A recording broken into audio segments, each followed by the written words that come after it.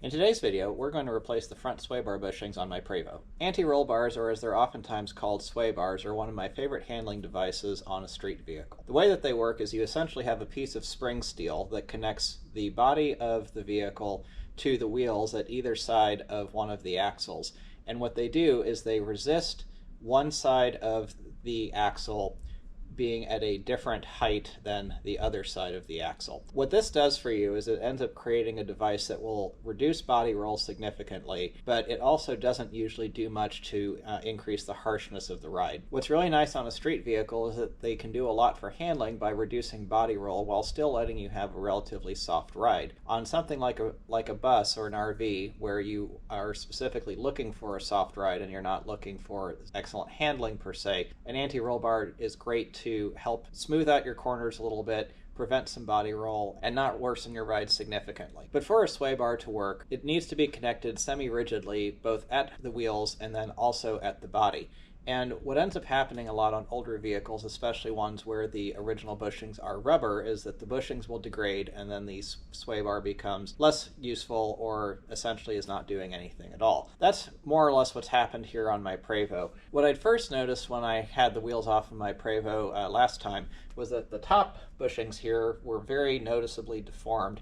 I hadn't looked very closely, and now I'm also seeing that the bottom bushings on the end links aren't doing all that great either. I've actually only ordered the top ones here, but I'm going to get the end links off, and then I'm going to call up Prevost and order the remaining bushings as well as some other parts I need to get. But let me show you here what we're talking about. So here we're at the driver's side. This is what's called an end link. It connects your sway bar to your suspension. And you can see that this bushing is really not in great shape. I got the other side off already, and it's this is not only soft rubber, but it is very significantly damaged. Down here, you can see that this lower bushing isn't looking too great either, and this looks like I want to change this as well. And the bushings at the body really aren't too bad, but they are showing some cracks. And one of the things that I'm wondering, and I'll show you this in a minute, is that these upper bushings here, the originals are rubber, but then the new ones I got are polyurethane, which is significantly firmer.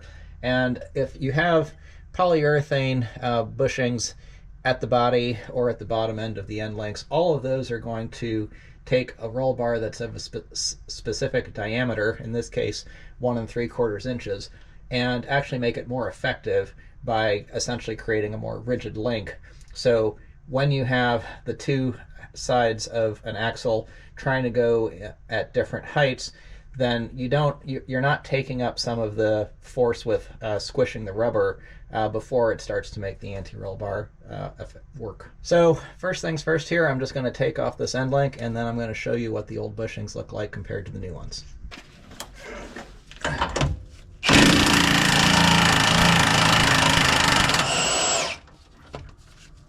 After I jacked up the front axle a little bit, then this stud was further up, so basically the impact gun wasn't having to hit this frame brace.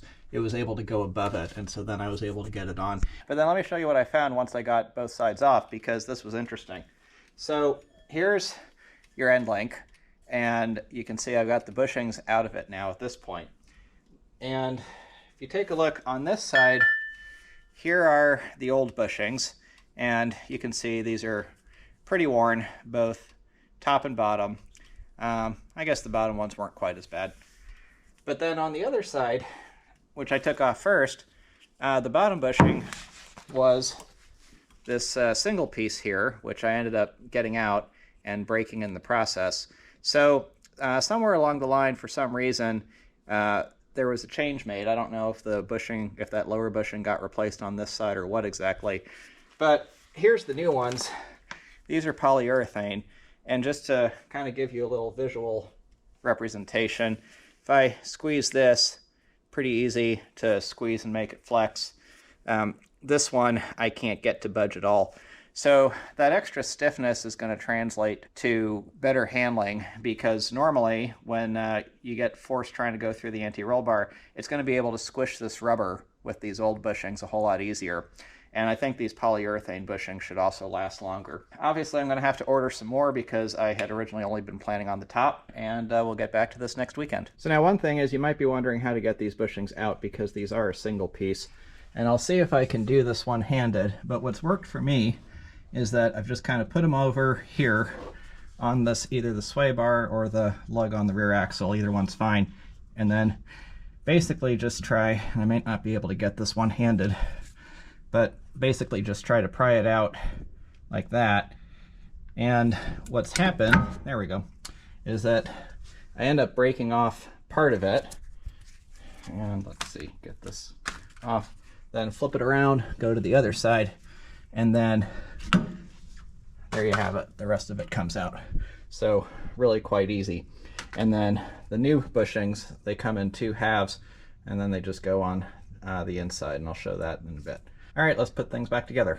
So now we're here on the driver's side rear axle, ready to put everything back together. So I've already got the passenger side done, and this is really simple. Just slide the new bushing half over on both the top and the bottom side, and from there you can get your dog bone, which I'll need to jack up this side a little bit to make it fit, so let me get the floor jack in here. And this kind of shows you just what the anti-roll bar is supposed to do. Without it in place, the driver's side here was able to sag relative to the passenger side, which is a little bit higher because it's got the tire on it. So with this in place, it would keep it at more of a level ride height. So now that I've got the heights pretty much centered, I can put the bushing halves on the other sides. Gets it pretty close. And then simple nut and washer going back on. Helps when you put the nut on the right way, since these are metal lock nuts.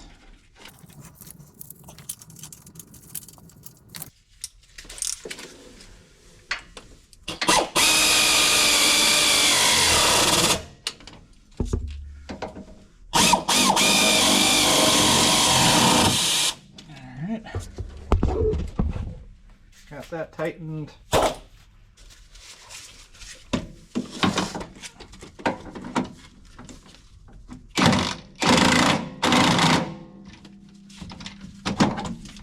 There you go. Right there.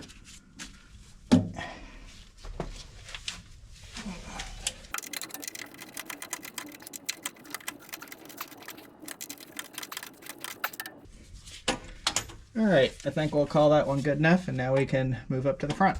All right, now we're here up front, and it's a little bit different than in the back, but really the only difference is that you have the nuts facing opposite directions instead of the same directions. Now, slide the dog bone on after sliding the bushings on. I'm gonna have to jack this up just a little bit. That's about right. Then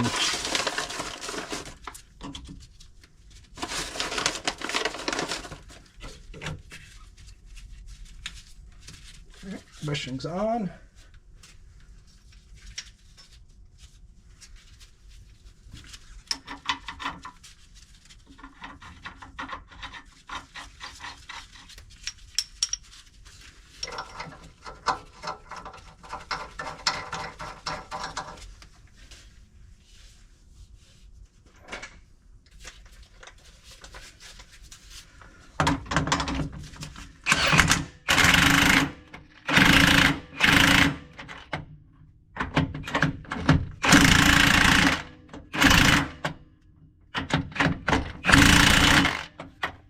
Looks about right there.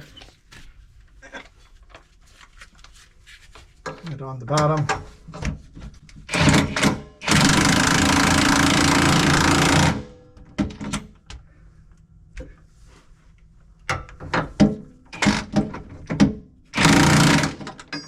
Perfect. And there you have it. Just needs the wheels back on and a test drive. So it's a few days later, and now I'm able to test drive my Prevost going down the road with the new sway bar bushings installed. And this is one of those things that I figured that it was going to improve the ride and the handling And specifically what I had really been noticing before was that in crosswinds, or even when there was just the slightest turn, I could feel that the bus was just kind of listing just a little bit, really to the point where it was taking up the slop in those rubber bushings that were so worn. And that's completely gone away now. I've done some turns getting here to on the highway. It's a pretty windy day. I'm getting pretty decent crosswinds here, and the bus just feels very, very stable. Now, another thing that I did at the same time was I replaced the shock absorbers, which needed to get done, and I'm going to have a separate video on that as well. I don't know whether it's going to come first or second before this one. So keep an eye on the channel if you're interested in that one as well. It's a really good thing to do at the same time, or if you're doing the shock absorbers anyway. If your sway bar bushings are worn out, you may as well do those as well. Really, one of the cheapest repairs and upgrades that you can do, because those bushings from Prevost are not at all expensive. You do end up needing, 16 of them, because it's a bushing half, so you need 2 for the top and 2 for the bottom of each one of those end lengths. At some point, I am thinking about changing out the main sway bar bushings where they go onto the body, and I have an idea for making those out of polyurethane as well, because that'll help to make things a little bit firmer. I really think when you're talking about something that's this big and this heavy, the polyurethane is well worth doing. And on my previous RV, that sway bar from the factory actually had polyurethane bushings on it, which kind of surprised me a little bit.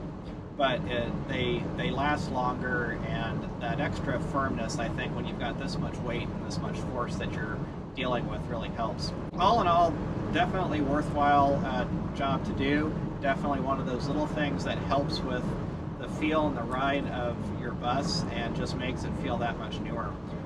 Really not a difficult job at all. I'll put links in the description of the tools that I used, but the big thing is having a good impact gun, having that little socket, that swivel socket as well, helped a whole lot. But otherwise, it's really not too difficult of a job. So again, I hope you found this video useful. Leave any questions down below in the comments, and as always, thanks for watching.